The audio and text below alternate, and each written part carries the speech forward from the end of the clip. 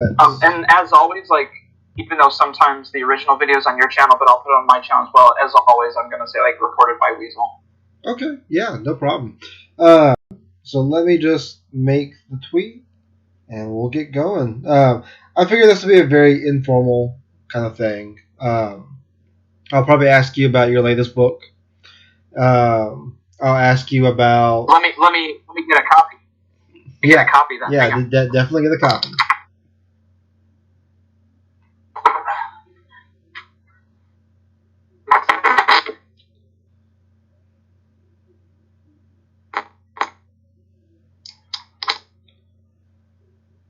Sorry to interrupt.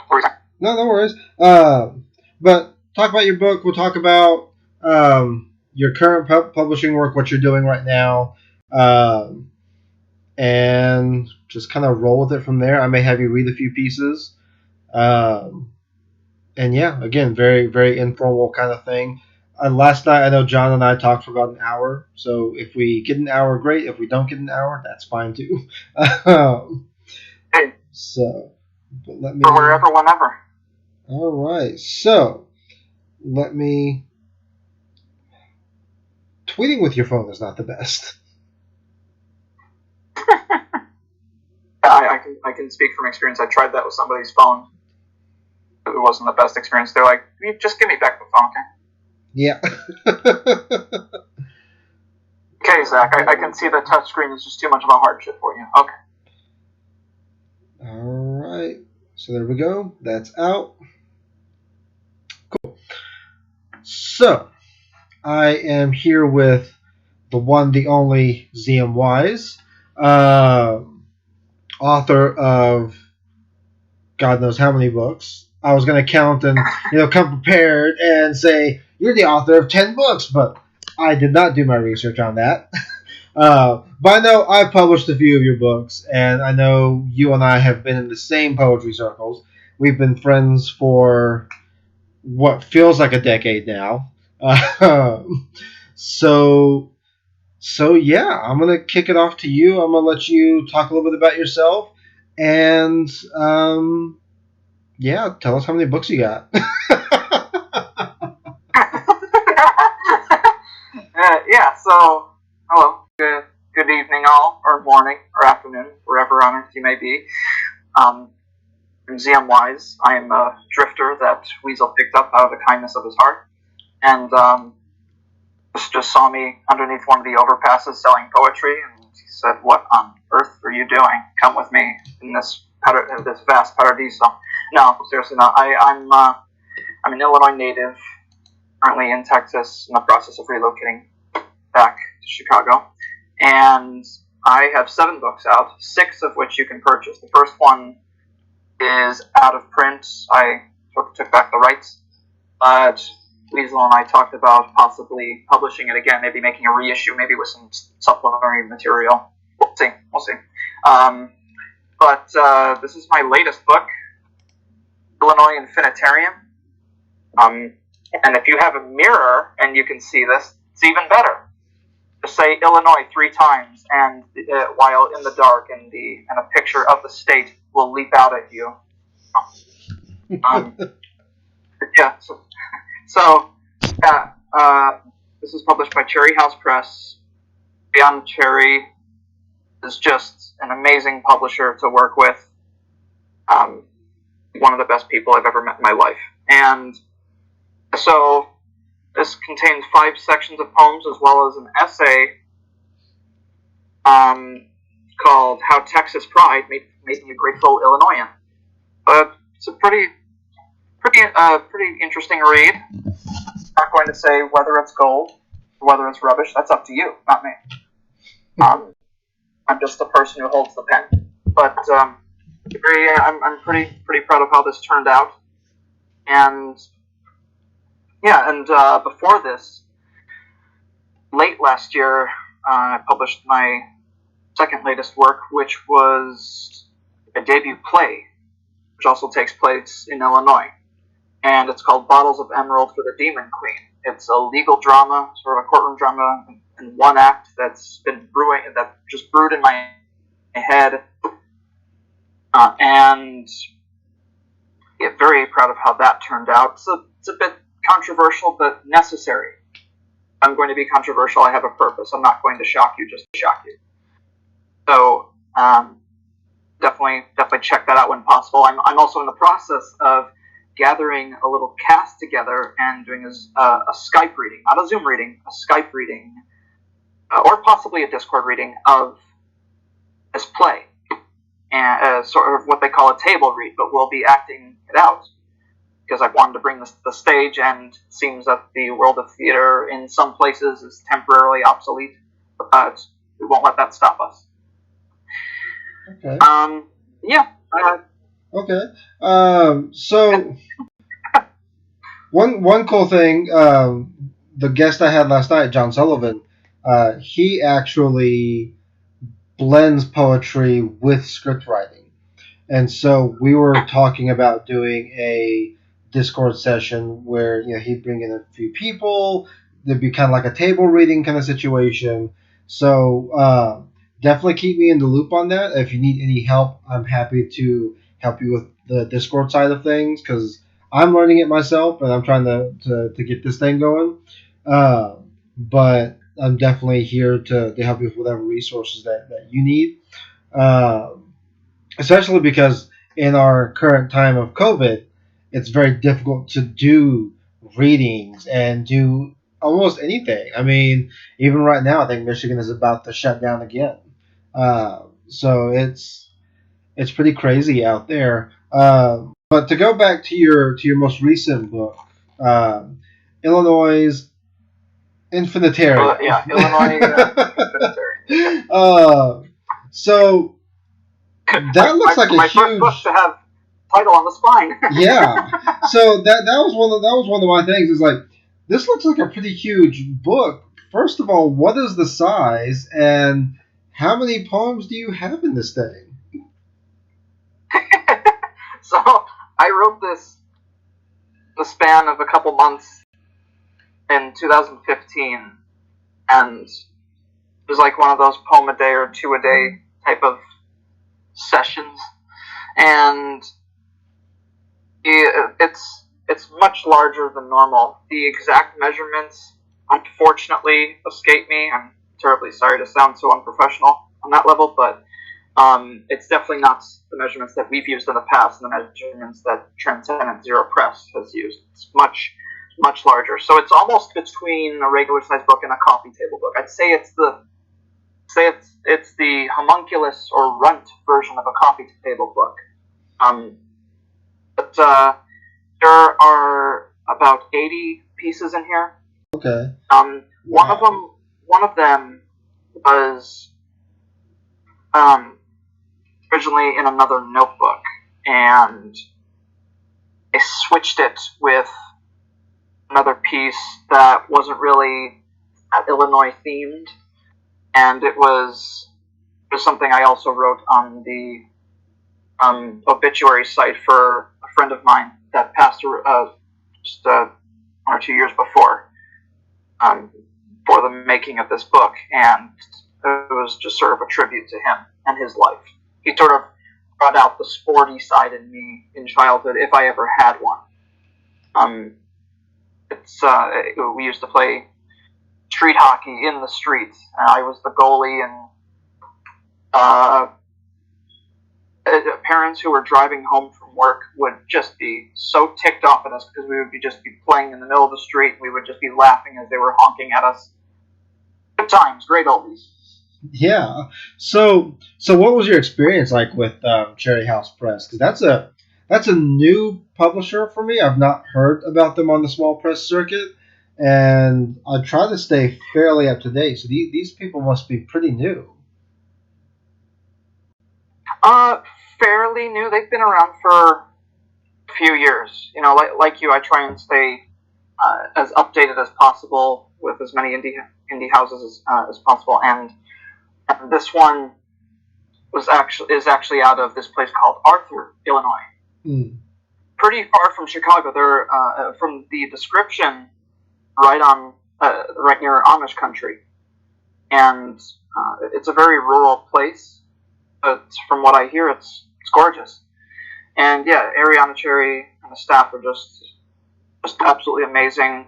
I think what I love about indie presses the most, whether it's working with her, working with you, working with Dustin and myself, or anyone else, it's just I'm not trying to bash the major mainstream publishers. It's just there's more. It's more homely. You feel like you're more or less treated like a genuine human being. Mm. I think there's more individual contact. There's more in-depth services and whatnot. There are advantages and disadvantages to everything. I'm not saying this is totally advantageous, Yeah. but yeah, I mean, when you have I will absolutely promote indie presses until the day I pass. yeah, I mean, when you have a small press, I mean, you're mostly working with like one or two people, and you know it just as well as I do, being an editor for Transcendent Zero Press. So I mean, I've not looked at what you guys have done lately. I see the website still looks about the same, so I don't know. I don't know what new projects you guys have going out now, but I mean, it's rough. I think I was just talking about it the other day on a blog post of just like everything that you have to do just to make it work. You know, from money to just getting the royalties out on time if you can, to putting the books together, promotion, tweeting. Oh yeah, it's like you are essentially the powerhouse. You know, so looks like you agree. You know, it's funny you mentioned Twitter. I haven't been on there for a little over a month on purpose. Feels great. As much as I love promoting my work and others, but I've been seeing multiple tweets from multiple editors who say the same thing. Like those who constantly hound them for suppose a reply to their submission and whatnot. Like we're getting to it. Please understand that some of us are not being paid. This is a labor of love, and we will get back to them as soon as possible. It's not easy, especially when a team consists of just one or two people. Yeah. So and it makes a lot of sense, and that might be one of the disadvantages, that you don't have a whole department. But for me that's fine. I think there's more control, in my opinion, when there's just one or two people, or even three. Mm. From personal experience, I haven't worked with a mainstream publisher. I mean, I've heard some great things, but just from my personal experience, it's been pretty tame. Yeah, I mean, mainstream publishing is all corporate, anyways. Why bother with that? So tell me, is Transcendent Zero Press, is that still you and Dustin? Is there anyone else on in that, or? Yeah, so we have. Dustin took on another assistant editor way too long ago. She's helped edit a few of the no manuscripts, but she's helped with the selection process with Harbinger Asylum.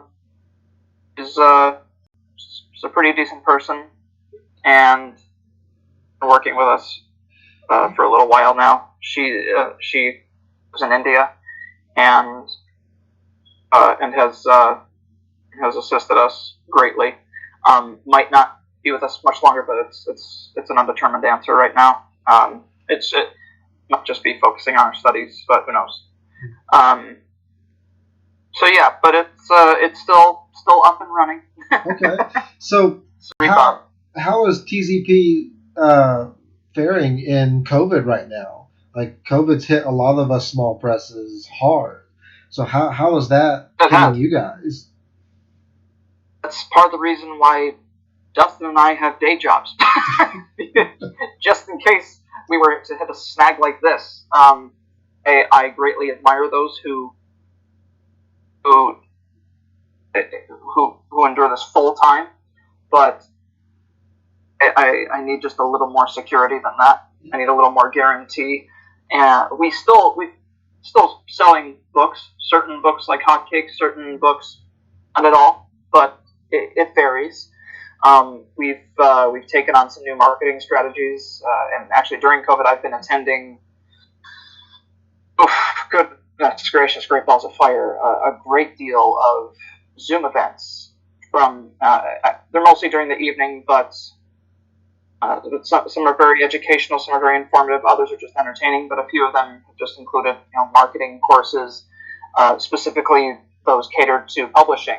And I attended this one recently, and I felt bad for the poor facilitator, because I guess he wasn't expecting a question like this. He was the four most marketable books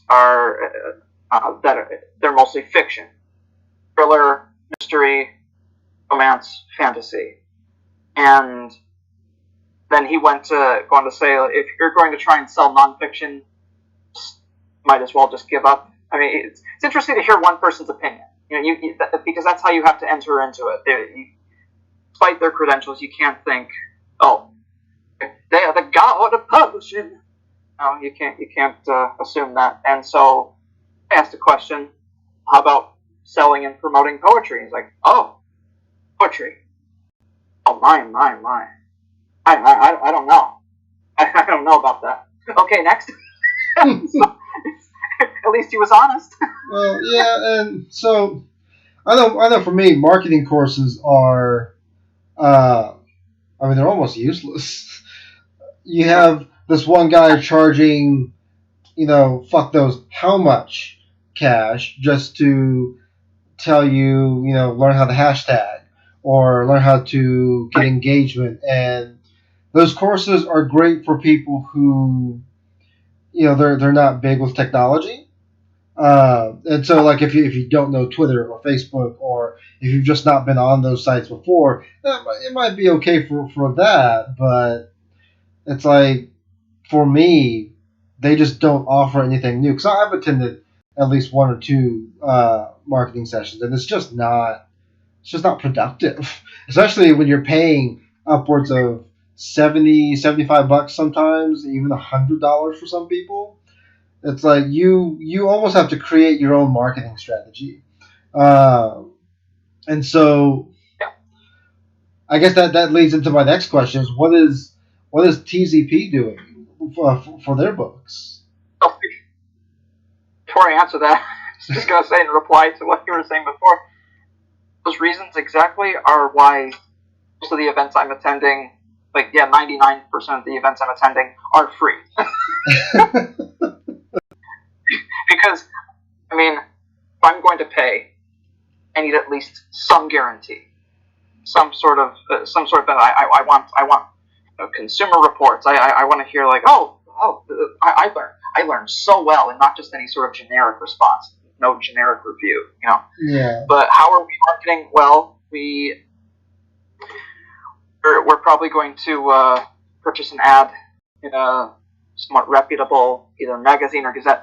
In fact, I'm actually in the process of speaking to a few gazettes and magazines in Illinois right now to put this baby out there. Okay. And hypothetically speaking, I'm not saying I would do this because it's quite costly and quite economically perilous. I was thinking, because I've never seen this before, why not, at least when I move back up, why not purchase a billboard for a month? So, nobody does that in poetry. So I've actually had an author purchase a billboard.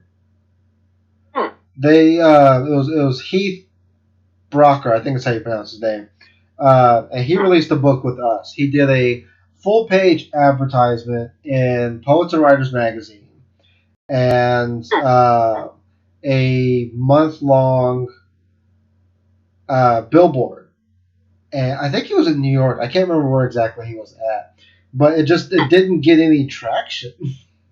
So it's like, you spend all that money, especially in Poets and Writers magazine. It's like, how many people look at Poets and Writers? There's a lot of people who subscribe to that, and that still didn't get any kind of clicks or anything. So, yeah. So I'm a little. We've done the same thing in Poets and Writers, and it's not only I mean, yeah, it could be wonderful for us, it's the number of subscribers, but also think of who we're up against. Yeah. Yeah, I mean, and a part of me hears that and gets that. It's like we are up against millions of other authors, and that there's something to be said about that. But at the same time, I think there's more to be said about creating engagement as opposed to creating just an advertisement. And Agreed. so, Agreed.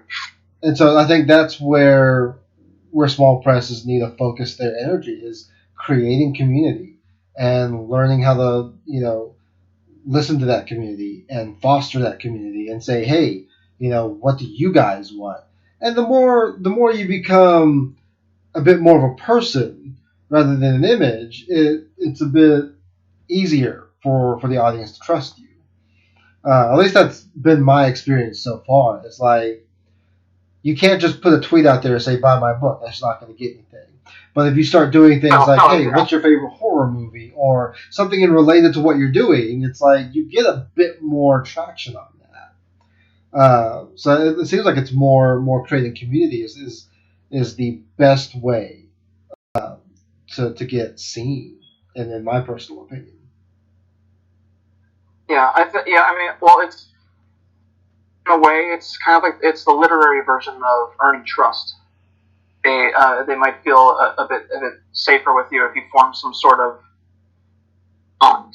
Like oh, well, this person actually has something to say. Yeah, of course I'll buy their book. It's just, I mean, I'm not going to buy some random book if I haven't heard the person, if I don't know the person, because I think like a long time ago I used to be that person like, oh, this title looks interesting. Okay, swipe. And but I mean, you remember late great Anne Fogelman, who was the poetry wrangler. She would recruit people in bookstores, and I told her I was very anxious about publishing, and she said, well, I understand that. I think that's very ambitious of you, but people need to hear you first. Same goes with a novelist. Show us excerpts. And yeah, great, you're working on a novel. Awesome. And a sampling of it. Can you elaborate a bit more? So I mean, it goes for all different types of artists in general. It's part of the reason why musicians release singles before the album. Yeah, it's sort of a teaser. Yeah, I mean, and that goes for like the chapbook and poetry. It's like you make a chapbook because it's just a sampling of 10, 15 poems.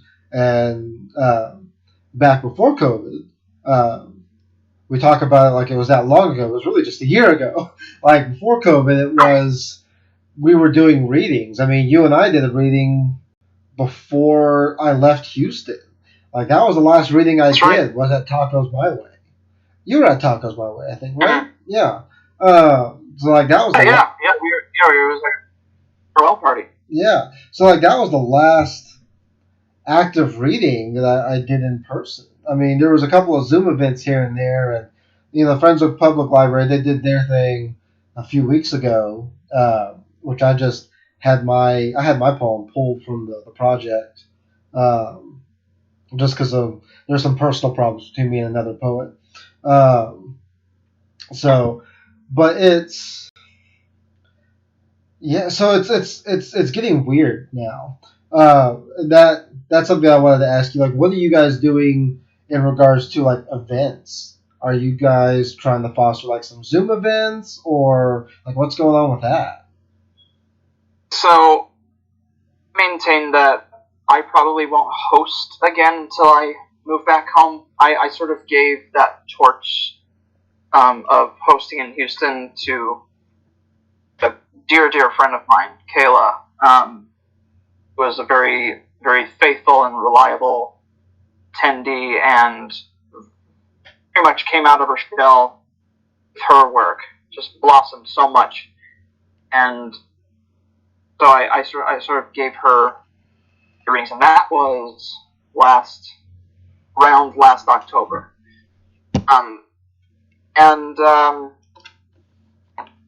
So for me, I've actually been attending a lot of Zoom open mics. Like it clicked I felt that whether I'm among a group of aspiring authors or just performers or established authors or whatnot, I think it's also a great way to promote my work as well, because I love it even better because it's not local.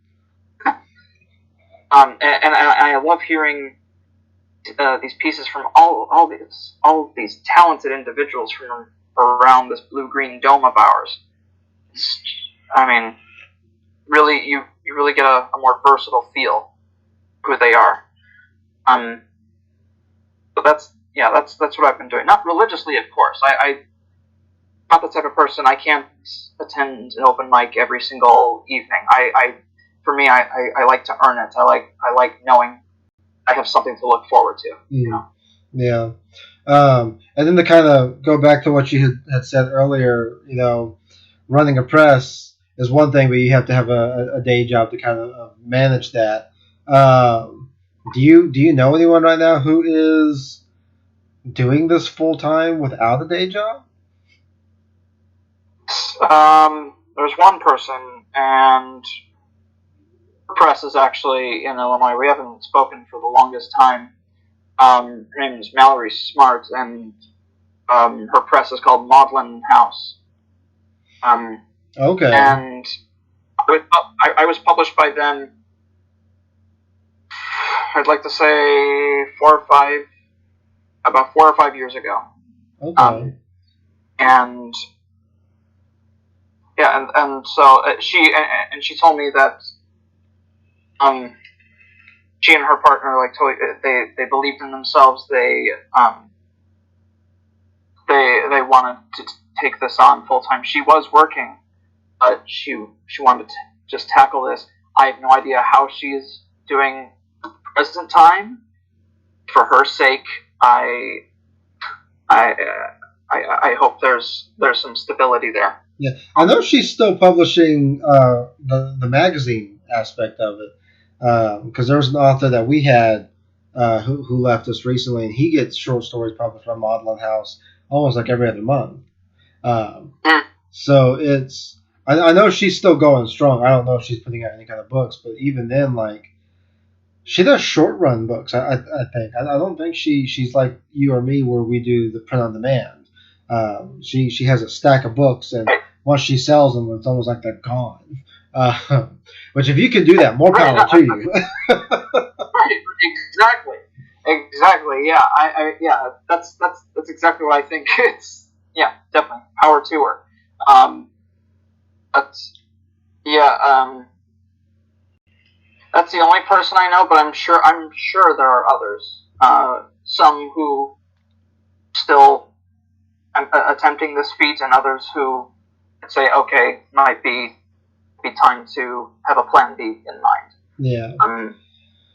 Well, I know with Weasel Press, it's like everything comes out of my own paycheck, anyways, and with most of this year being for you, it's out of pocket for you, buddy. Yeah, everything we do is out of pocket. I know we have a magazine that we're working on right now, and it takes about $700 just to make happen. So it's like you have to have a day job to do what I'm doing, because you don't get much back on it. I mean, I was looking at some of our books. We get maybe $2 back, but I imagine that's kind of the same as what TZP is getting, is maybe $2 or $3 from KDP. Yeah, online royalty, it's peanuts. That's why I still maintain to this day selling by hand is much better. Yeah, but it's hard to do that right now. Right now, of course. It's like we should all just get those long plastic claws, with the grabbers, and just say, here. Do you want to just attach the money? Here you go. Yeah, because it's like, I think I was talking about this in a furry convention that Johnny and I were doing. We talked about anthology sales, and some of the things that the other publishers had mentioned were like convention sales are gone right now. And I know for me with Weasel Press, we've been doing mostly poetry, if not all poetry, And how poets make it is we buy our books and we go on tour. It's like we have a small tour set up, and that's where we're pushing our books, and that's gone right now too. So sales wise, it's just not been easy, and I'd imagine it's not easy for TZP. Oh no, I was actually going to ask you, like, how are sales going for Weasel Press and Red Ferrets and the other subsections? Oh yeah, there's so many subsections. So we've gotten some moderate success with a couple of our books. I think I've sold upwards of like 100 copies of a couple of books. But when you look at the royalties on that, it's again $2, maybe $1.50 on some of that. So it's all Ingram's taking whatever they can out of it. Amazon takes whatever they can out of it. Then it goes to taxes, and there's a whole chain of events that happens before you actually see it, and then you split that with the author. So it's like you're getting 40% of $2. It's not a whole lot. So we're seeing a decent size, I would say. We've never really broken 100 copies before. But I guarantee you, it's just that one release month, and after that, it's just gonna fall off. So keeping that momentum going is where you have to focus the energy at, and that's where all of our tour stuff was happening, and a lot of authors would create readings and book releases, and again, that's just not happening right now. So it's been tough. Yeah. I will definitely say it's been tough. But we're not. I mean, we've been in danger of closing ever since I started. So we're not going to close anytime soon. But I'd like to give it at least another. I'd like to give it at least another 10 years before I shut the doors.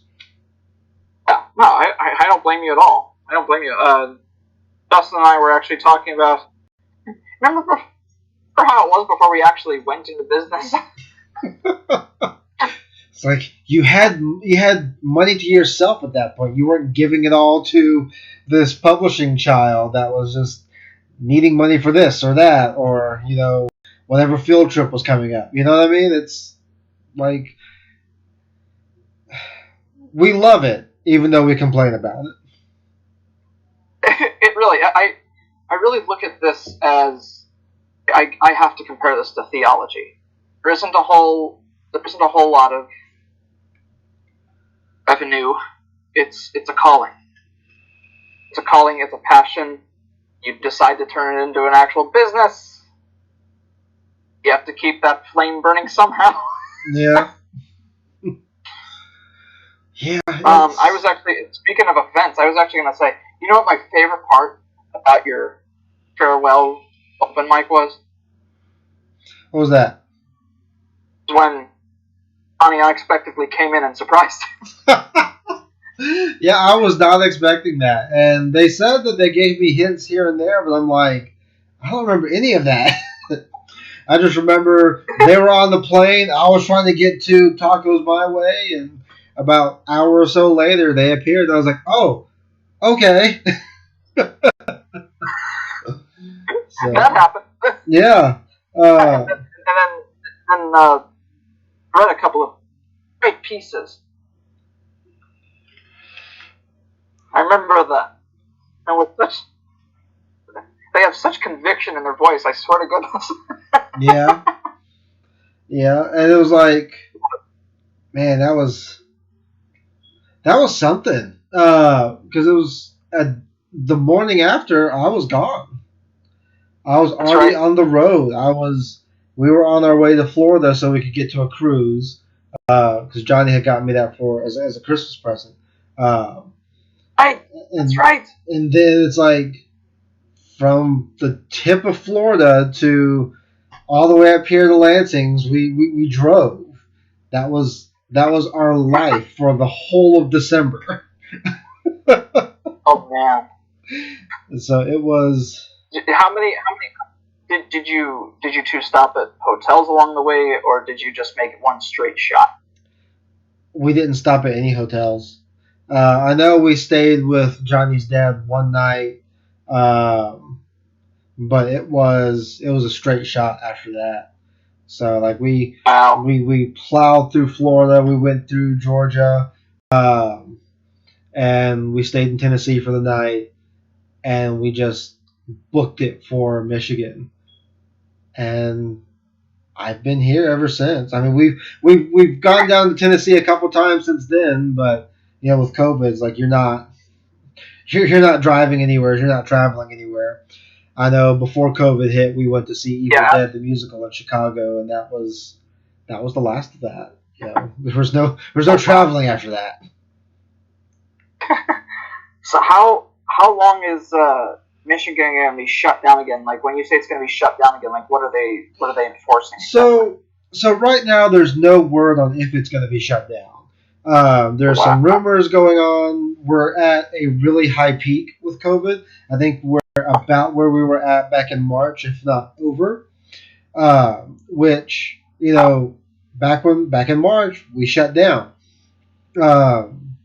But right now there's some legality, or there's some questions happening on what the governor can and can't do, because Michigan is, I think, one of the first states to have a precedent on the powers of the governor, because they took her power away to shut down the state, I think, back in August. Like that was a whole court case that was happening. So there's no word on if it's going to shut down. I expect us to, in fact, I would almost say do it now. But it's really going to be up to how the state handles it. And I don't know how much power she's going to have in that, unfortunately. Because before the Supreme Court case here, it was, what she said went. And it was, state of emergencies. We did our, we did our shutdown. There was no one going to work. Everyone was working from home. You could barely be outside unless you had to go to the store, pretty much. And you could go for a walk or whatever, but you need, distance, all that, masks. Masks are still required here too, which is a good thing. But people aren't really following that, which is the big issue. Is like, right, no. Like people aren't following any of the guidelines. No one wants to social distance. No one wants to wear a mask. It's like, that's when you call on the Darwin Awards. Yeah, I suppose. But even then, like if these people get sick, it's like they are filling hospital beds. It's going to get to a point where the hospitals are at capacity again, if they're not already. So, we can joke about that all we want, but it's like it's really serious in the fact that these people are gonna die. It's all because they just don't want to wear a mask. Which, it's you hate to say it's on them at some point, but it's like it's not just on them. It's you have to protect the whole of community. So just because they don't want to wear a mask, they're affecting everybody. Yeah, it's much bigger than just yourself. Yeah, exactly. Every might as well be protecting all of us if you're doing so. Yeah. It's frightening to think about that there are those who would intentionally defy such simple guidelines. I know that there are slight exceptions, like somebody might have a condition where it might not be the best to wear a mask, but at the same time, then those people shouldn't be in public then. Well, I mean, and there's ways to help those people though. So I know for some people there's online ordering. There's ways that they can get help. I know the state here is very good at helping people find resources when they need it. So it really is a state-by-state thing, because I don't think Texas is that way at all. Getting help in Texas is not even a thing. So So it's really going to be based off of your state. But yeah, we'll have to see what happens. And with our current political climate, we'll have to take it as it comes, I guess, in a way, because there's so much happening. But getting back to but getting back to your work and your book specifically, you had mentioned wanting to do your very first book, Taking Back Kingswood Clock. You wanted to re-release that. What would that look like if you were to re-release it? That's a good question. I mean, if I were to do so again, I'd probably wait until 2023, because that would be the 10-year anniversary of its release. Okay. And I might possibly release some supplementary material attached to that. See, here's the thing: my first two books, Taking Back Kingswood Clock and The Wandering Poet, they were just notebooks. They were entire notebooks, and there was no soul concept behind that. My mind at the time was thinking this is what I call potpourri delights. Illinois Infinitarium has a theme. Cosmish and the Horned Ones has a theme. Wolf, my epic poem, has a theme. Cuentos de Amor, my chapbook, has a theme. But I, at the time though, I kind of liked releasing just entire notebooks of my work. I thought that was alright. The Wandering Poet did kind of have little concepts, especially with the title piece. But, because I thought to myself, not everyone releases collections with a sole concept. I mean, especially with a great deal of contemporary poets. Oh, this collection's about life, loss, love, relationships, and the list goes on and on. There's not just one sole concept. So it's me again in 2023. Yeah. Okay. So you said you got the rights back on that. What was that process like? Well, because it seemed like, I think all I'm allowed to say is, after press mouth lit went in a different direction. So I felt that it was necessary. I felt I had to take the rights back, just in case. But yeah, it was just a simple process. One email, one response, and just best of luck, you know. So it's, I mean, he's a pretty amicable fellow. So, it was just pretty simple. I still remember the day I was in Walmart. I was getting a very cheap oil change at the time, and when I got the news, he called me and said, "We're going to publish your first book." And I remember I was just jumping around like some sort of rabid dog. It was insane.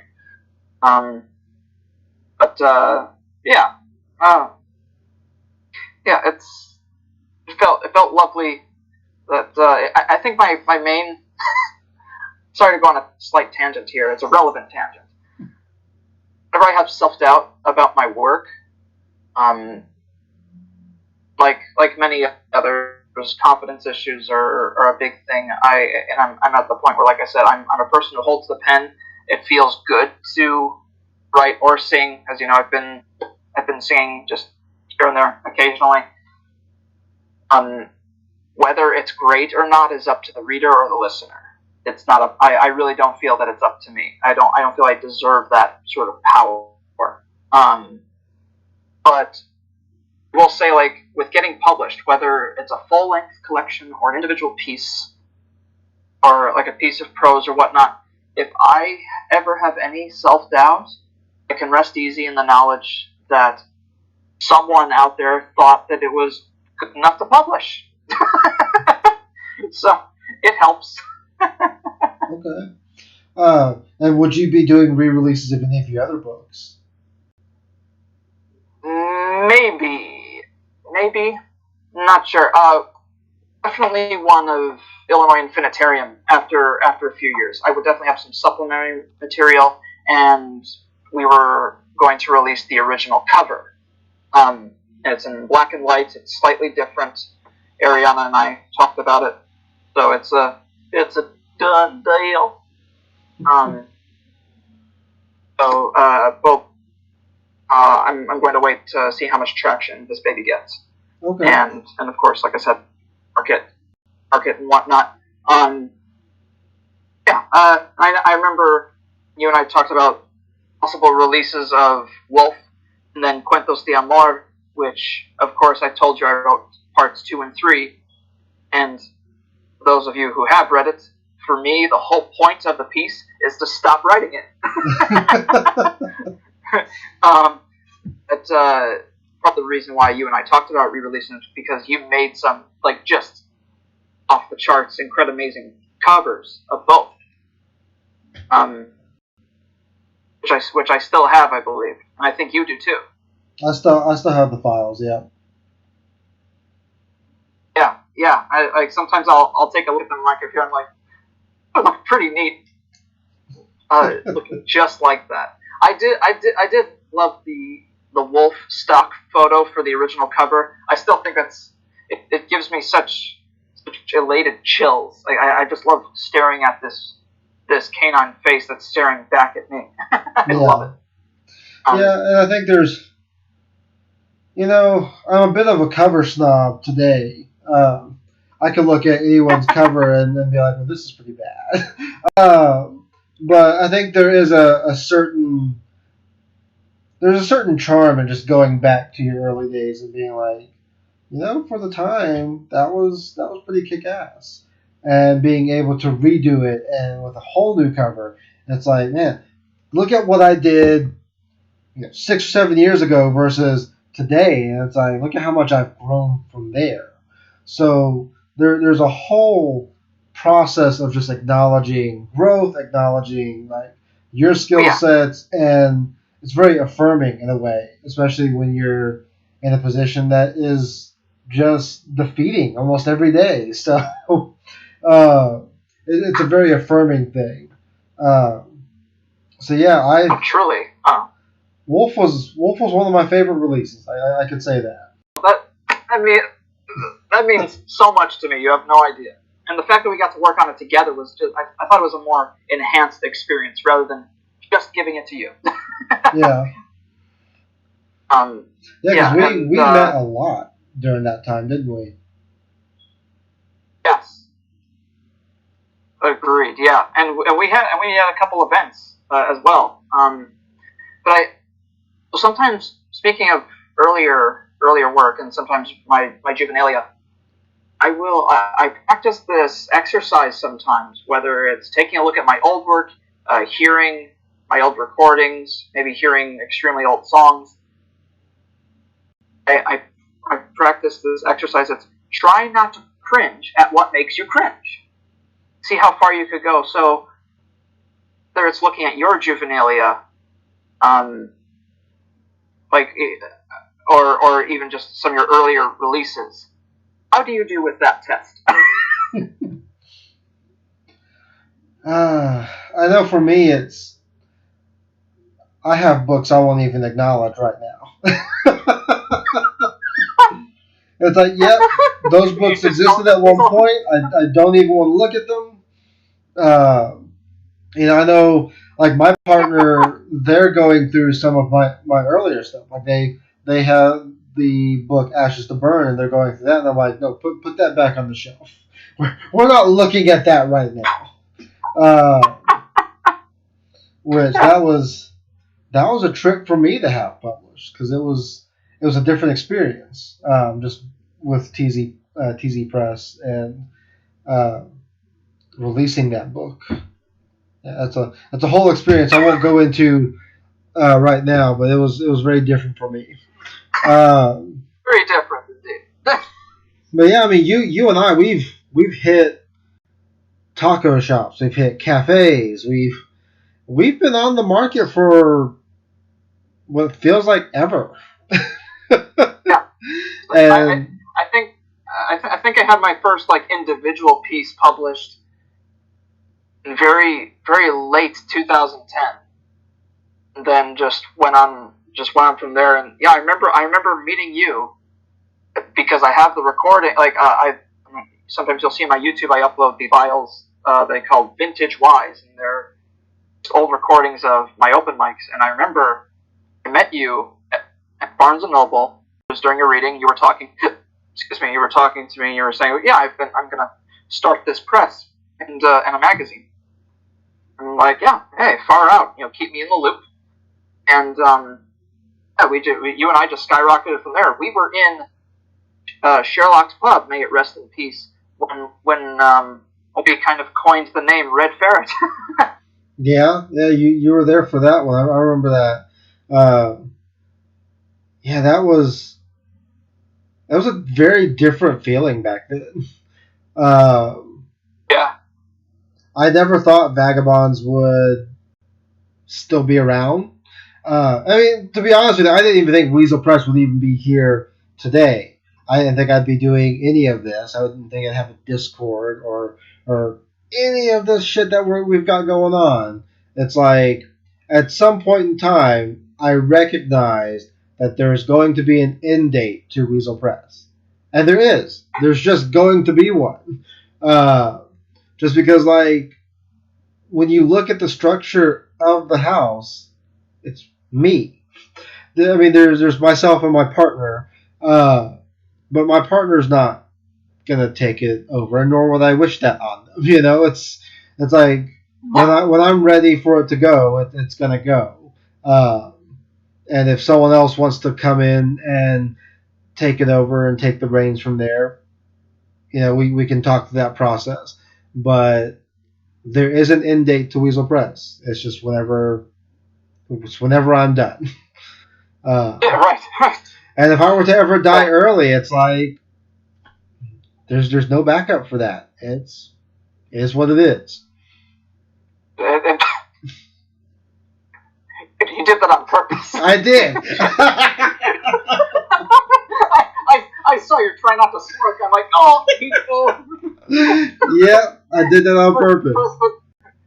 For those of you who are watching this and don't know, I sort of have this very annoying first world pet peeve that if somebody is involved in the arts, they shouldn't be saying something as bland as it is what it is. But I let Weasel slide with that because he's just a wonderful person, and I know he does it just to raise the hairs on my skin. So. I'm thousands of miles away. I saw you. You were like, it is what it is, and then you're like, side smile. I'm thousands of miles away. I have to piss you off in some fashion. Of course. Mission accomplished, comrade. Good. I live to piss people. But no, seriously though, I mean, yeah, sooner or later, all good things must come to an end, but who knows when that concrete date is? I mean, Dustin and I have talked about the same thing, and just maybe still continuing what we do, but taking away the business aspect of it, because we both agree that there was more passion in it. I mean, don't get me wrong, we're still passionate about what we do. We love releasing manuscripts. We love working with authors from around the world. That's what I call a privilege. But sometimes, especially during wacky time like this, I mean, we don't know how long we can prosper. So it's just it'll just depend. It really will. Yeah. I can't speak for him because he's the brains behind like 90% of what we do. So. Yeah. Well, I mean, it's got to be difficult for him right now too, because he's not able to do his shindigs like he used to. He's not bringing. Yeah, I know. Yeah, so those events brought us a heck of a lot of revenue. Yeah. So, what was I gonna say? Are there any books of poetry that you've read recently that have really just captivated your soul this year, despite everything? I've been doing a lot of reading, but I haven't really read a whole lot of poetry this year. Mm-hmm. let's see. Well, I mean, I've got this here. If I can do this without knocking a bunch of shit over. So, one of the books that kind of helped me get through my past relationship, helped me work through the abuse of that relationship and everything, was a book by Clementine von Radix called A Mouthful of Forevers. And so I pick this up every so often whenever I need a pick me up, or whenever I just need to write, And for me, poetry is it's like a religion for me. It's like I'll turn to that to find whatever I need to find, and it's like, okay, this clicked for me. Now I can go do X, Y, Z. Um, it's it's a very saving grace for me in a lot of ways, especially because my work has changed drastically from when I was, from when you and I first met. I mean, I didn't have a whole lot of experience in what I was doing, 8 years ago. Um, but now it's like I'm writing about my own experiences with racism. I'm writing about my own experiences with homophobia, domestic abuse. It's like I'm pulling in all of this and I'm throwing it into my books. I've had 2 poetry book releases this year, and all of that is just because of a need to say there's a problem that we have here in America. There is a problem with diversity. There is a problem with our government. I mean, we're seeing protests for a reason. Police brutality is a serious thing. Black Lives Matter. And very few people are listening to that. So, I'm writing what I'm writing because a lot of what's happening is affecting me.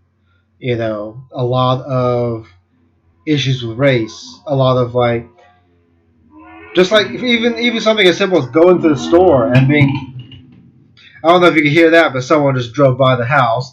But even just going to the store for me is an anxiety attack, just because I have to worry if I'm going to be followed by some random white person and being accused of stealing. Like, that's a thing that happens. It happened to me when I was in Texas. It happened to me when I was in Alabama, and it happens, everywhere. It's not just me that experiences that.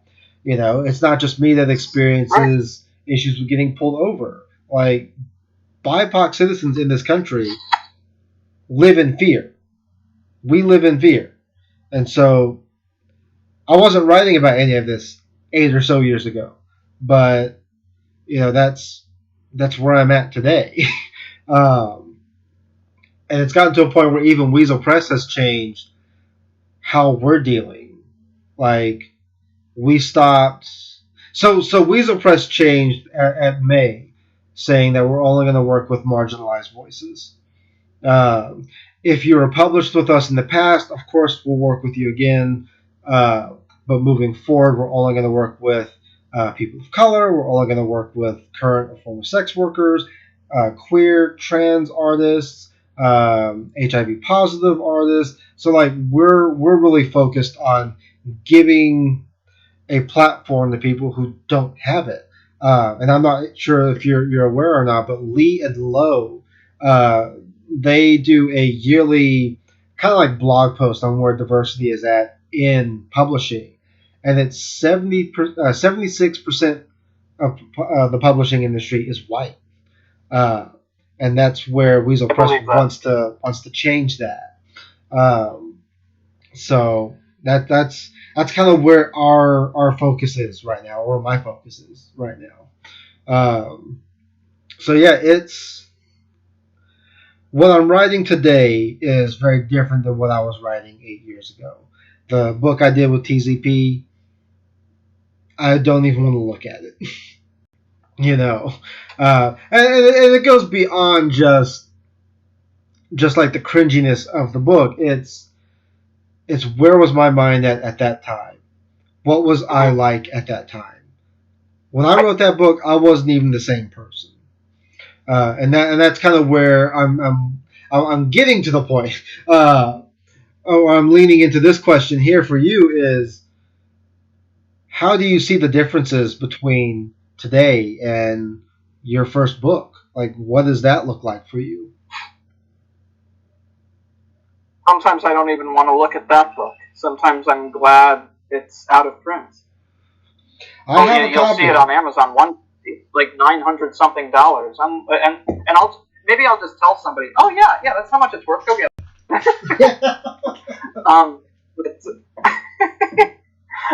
I get a lot of royalties there. No, but no, I think you're talking about this one, right? I think just like you.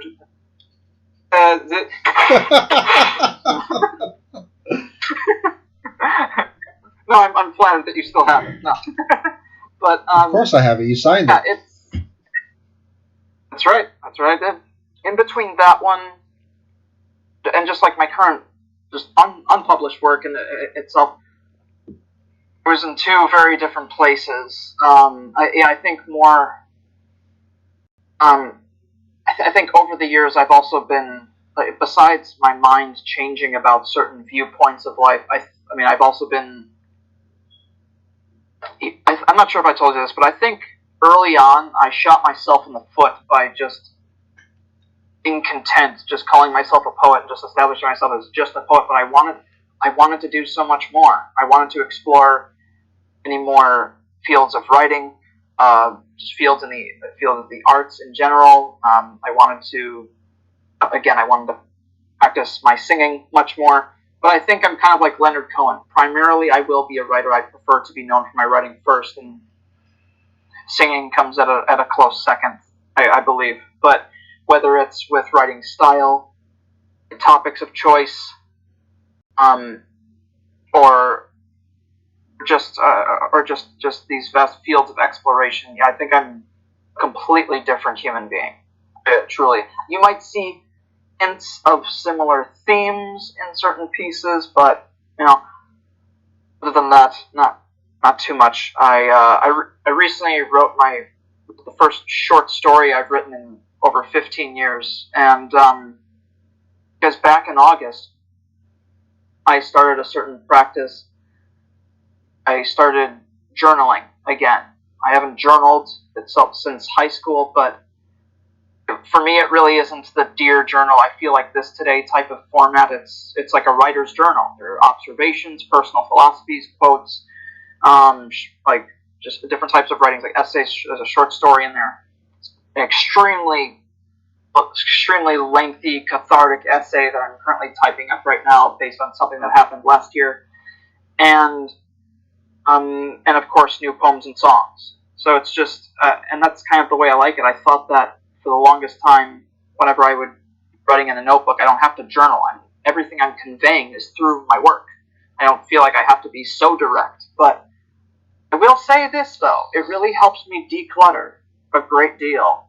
And I kind of like that. I kind of like that potpourri format of just different types of writings coming together, whether it's like a dialogue piece or an essay or a short story or a poem or a song or just a little quip or a quote, whatever. Just really, I really like that format. So it really, I feel like I've made some great strides. I think I've become stronger in a great many ways. I feel like I've become weaker in a great many ways. I always say the road to self-evolution does not cease until death, and I don't think it should work any other way. I mean, you can achieve certain goals, but then you don't just stop. There are other goals to achieve. I think that's what's so beautiful about life. You just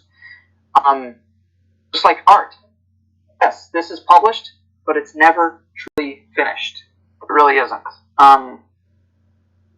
That's why some artists I know, they don't like to look at their published work because they're like, okay, it's already out. What if I made a mistake? And then next thing you know, oh, there it is. It's a mistake. So, sermon over. All right. Well, it's a little over an hour, so it's about time to wrap this up. I'm going to ask you to read a couple of a couple of pieces, whatever you want to read. And then once you get done with that, I'm going to ask you for a request. I'm gonna request a piece from you. So read the two that you want to read, and then I will request a piece. Wow. I feel flattered. I should tell you, well, normally I don't do requests unless, of course, I've been asked to do so. Okay.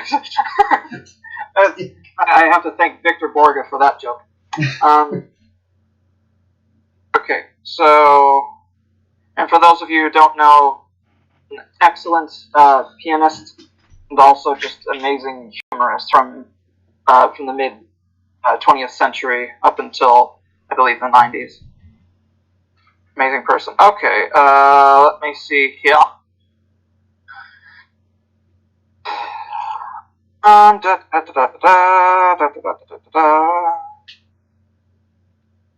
As you can see, I'm so prepared.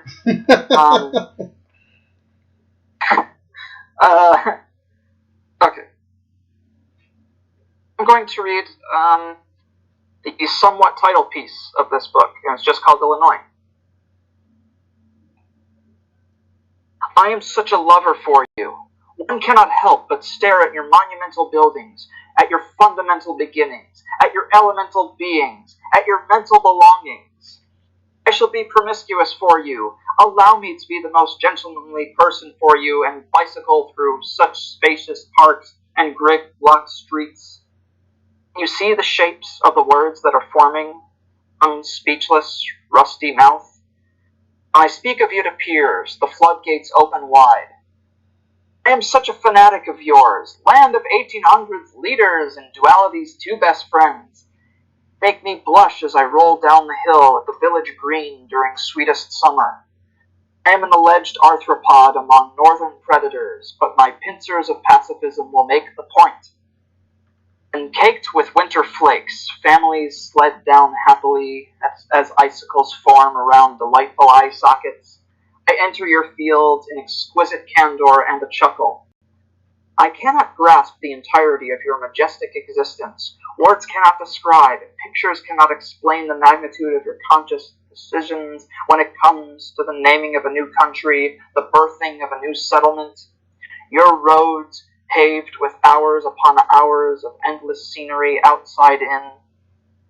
Would you believe that I was once a faithful lad, hugging you tightly and awaiting our tearful reunion? 'Twas a shame for a 15-year separation, but now I return to the green age, to the maple aura, to your welcoming embrace.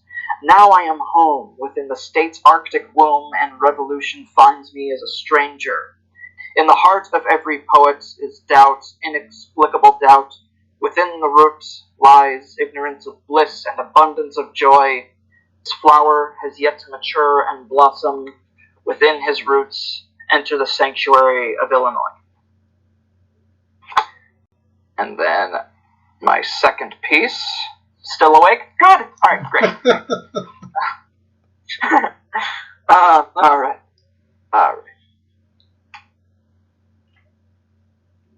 So half of this, well, I shouldn't say half of it, a great deal of this book was from from documents of research, and then, of course, a great deal of it is personal.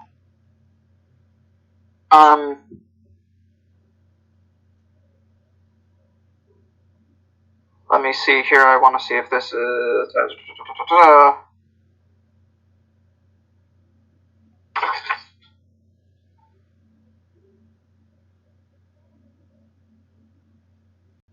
Okay, yeah. Since in a couple weeks it'll be Native American Heritage Day, so this is in the history section of the book, and I wrote about the many different tribes from Illinois, and also in that area. And this one is called Native Sensations. Taking back what was respectfully their initial landscape, escape from it all, families rubbed out in red action. Winnebago, Kickapoo, Fox. Federal government wanted nothing but tension during the treaty production. Climbing is terrible in the Badlands, tainted by whitest discovery. Frankshaw, Chippewa, Iroquois, disregarded and placed in such secular communities as silence acts out in rebellious modernization. Nativity's hushed tones speak out. This land has always been yours and always will be, oh, beginning civilization. See it warfare, flowing in the ever-changing presence of chastity's destruction, yet humanity insists on being at the summit. Ottawa, Shawnee, Kaskaskia, plague to agencies that regulate peace between parties that never needed regulation to begin with. They had peace until the ships. Hondo, Michigamia, Towatami, still ye sing of a deadened pain, still ye dance to flame and rain, still ye smoke to a returning journey, still these pale hands are the ones that tended wounded knees. Soul and Fox, Oinwina, this land is your land and always will be, oh, original peoples. And there you have it. Okay. So I'm going to request one piece from you. Do you have a copy of Wolf on hand?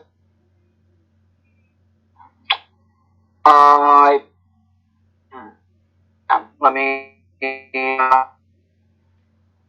I think I might know which one it is, but I could be wrong.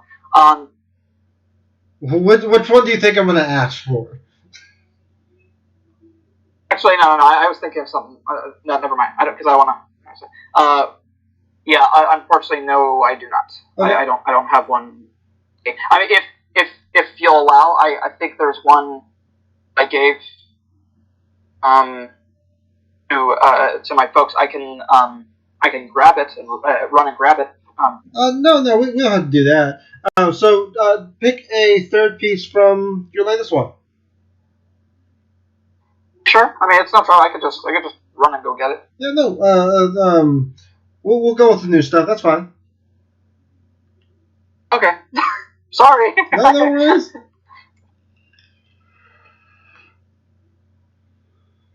Actually, I have all the original documents on my on my laptop because I'm using a Chromebook for this. You can just pull it up. Okay. All right. All right. Give me a second. Sure. I was gonna go with the Wolf and Blues.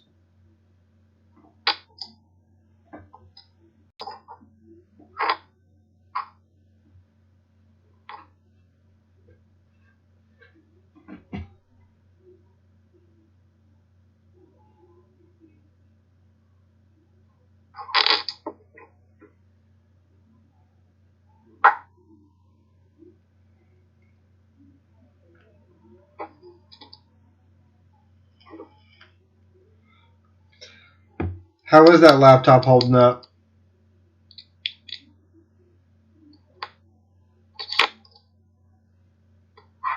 Oh, he may not be able to hear me.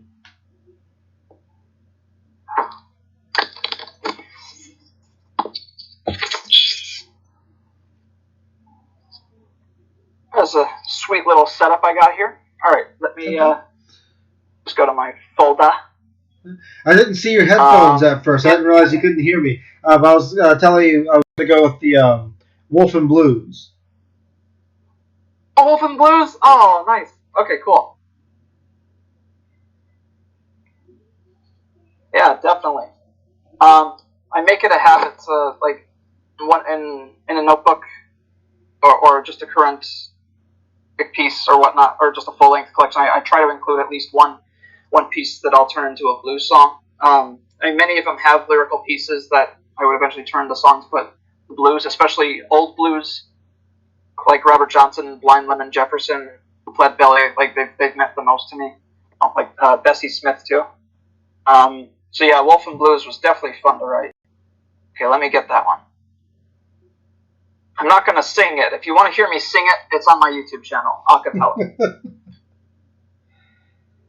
Because I want you lovely people to keep your ears intact. Yeah, you and I have had several experiences singing.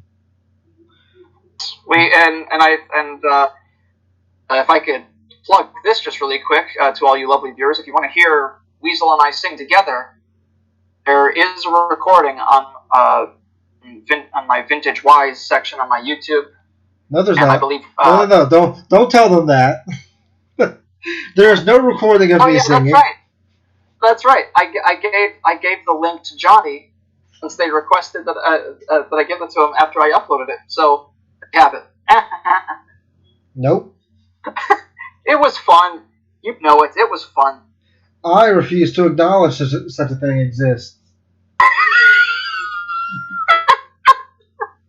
All right. Without further ado, The Wolf and Blues. Oh, okay. I need to start off. That was just stupid. Okay. I forgot. I need to sound more glum.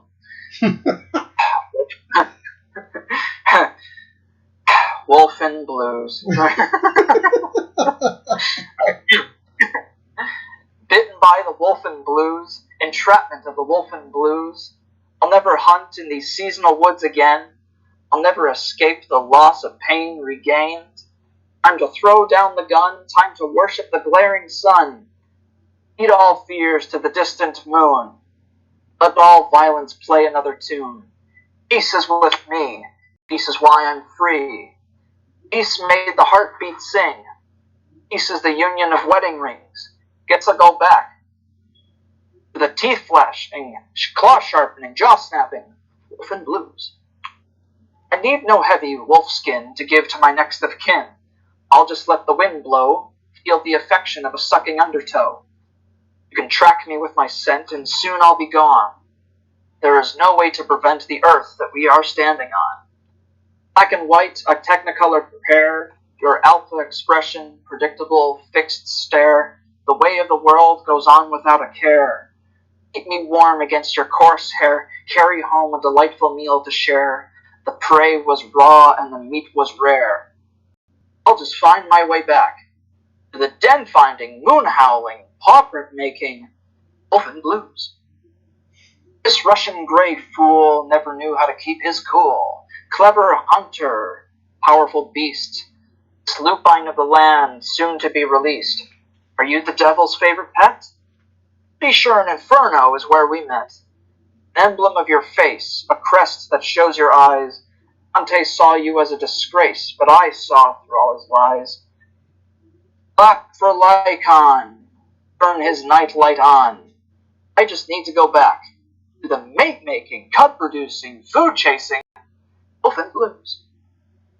Come at me, nocturnal fiend, sick of every chapter of doubt. I'll walk away unseen before your daytime secret is out. Mr. Sporer saw your death as a one-time Croatian shooting game. Hollywood in the hills is your claim to misinterpreted fame.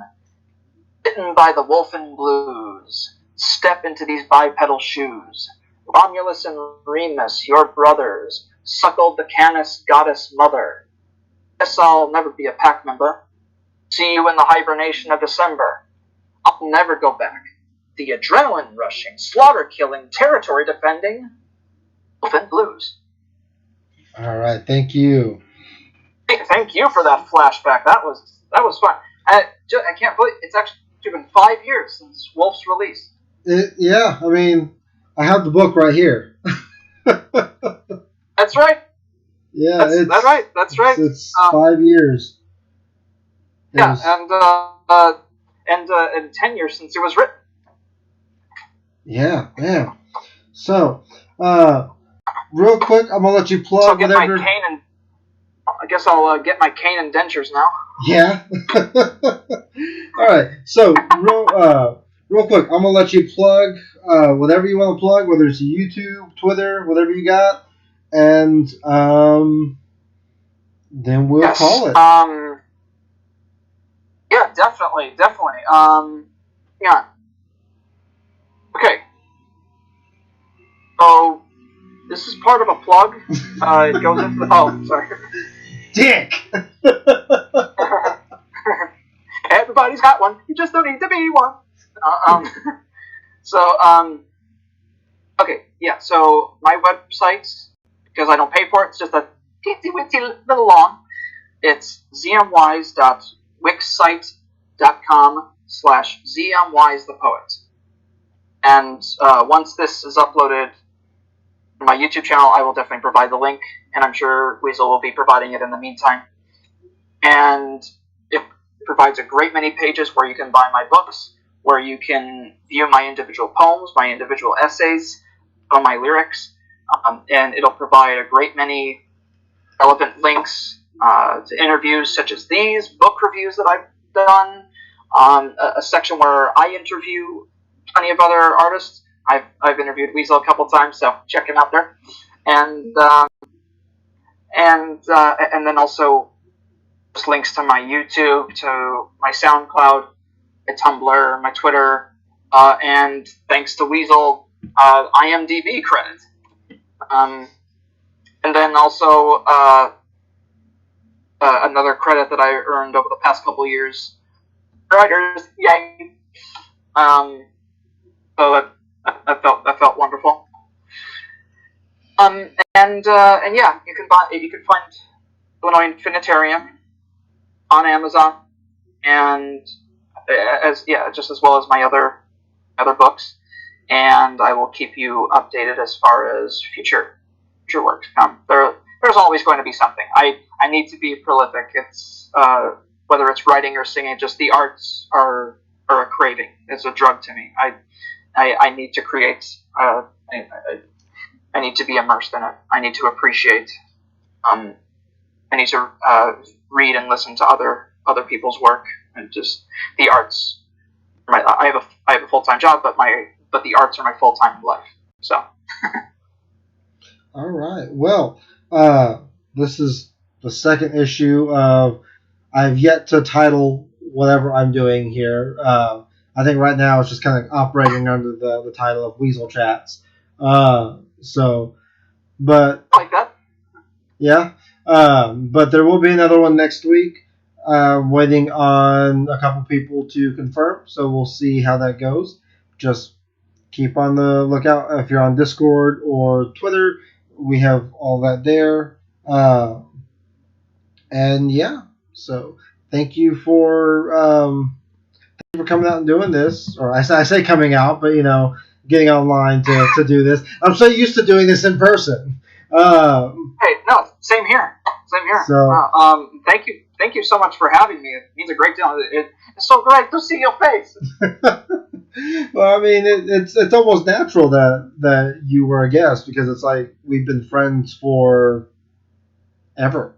I think almost 10 years now. Yeah, almost 10 years. So crazy. So yeah, crazy. I'm definitely gonna grab a copy of your latest book whenever I get a chance. So, but for anyone out there listening, or anyone who sees this on YouTube, thanks for looking this over, and see you in the next one. So, stop streaming.